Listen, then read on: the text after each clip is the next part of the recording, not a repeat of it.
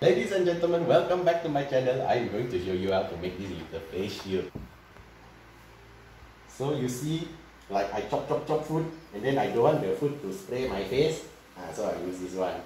If I am doctor, then I bedah patient, I don't want the blood to spray my face, and then I use this one.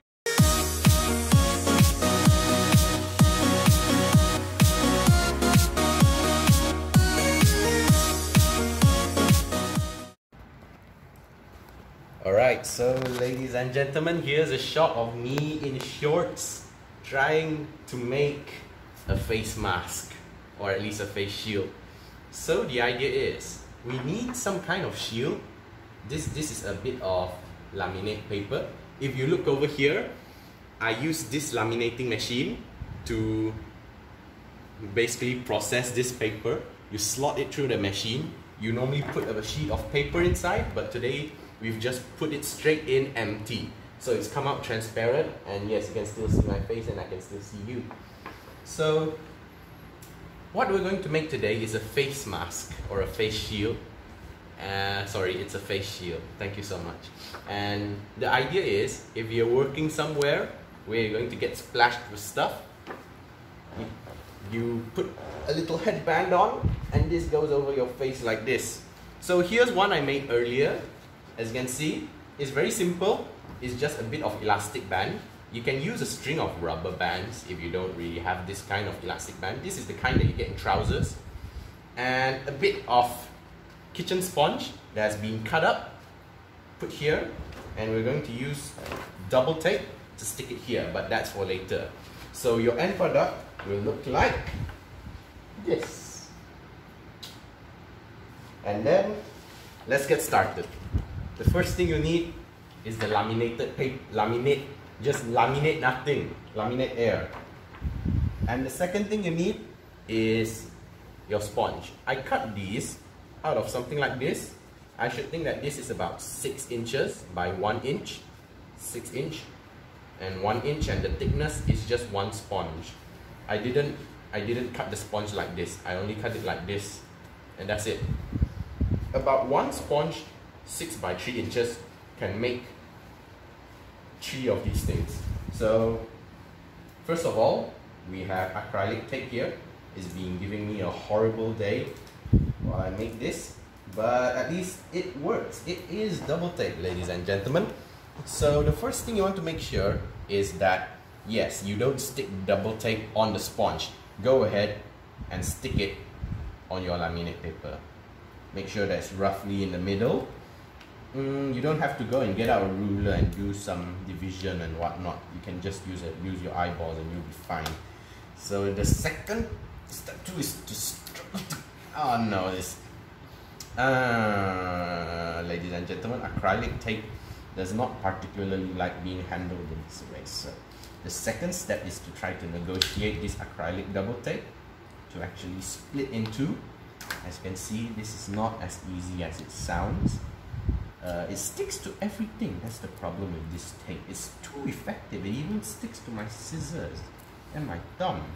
Oh my goodness. So make sure that you have enough double tape to fit the sponge. And I will carefully peel the coating off the tape and press the sponge in place. Make sure you press it real hard. This acrylic tape can misbehave sometimes. If you don't have acrylic tape, which is this special clear stuff, you can use normal double tape. If you have hot glue, I'm not sure how that will work, but you can give it a try. And basically double tape. The next thing we're going to do is to attach the headband. So we have a bit of elastic here, as I just said. Use rubber bands, a string of them. If you don't have this, this is basically trouser material. And a stapler gun. You can use a normal stapler if you don't have this big boy. You know, the ones that you can find in school. Never mind. So what we're going to do is we're going to stapler this twice here and twice here. One thing you're going to have to note when making the headband, you don't put it like this and just go ahead and stapler them. To make things look neater, you first stapler it lying down like this. You'll see why in a moment, but the aim is to get a more comfortable fit around your face. So now we're going to go ahead and stapler this twice. And once and twice. So you can see it's been stapled twice. And we're going to do this loop around here. It doesn't matter if the headband makes it curve a little bit like this. As you can see, this is flat and then this is curved. It doesn't matter, it's fine. So as you can see, this is looped like this. So it's not flat, it's looped slightly in the C shape. So this will make sure that when you get your headband, you can put it across like this, and you can see that it does not overstretch these in the wrong direction, which would happen if you just put it like that. So let's go ahead and add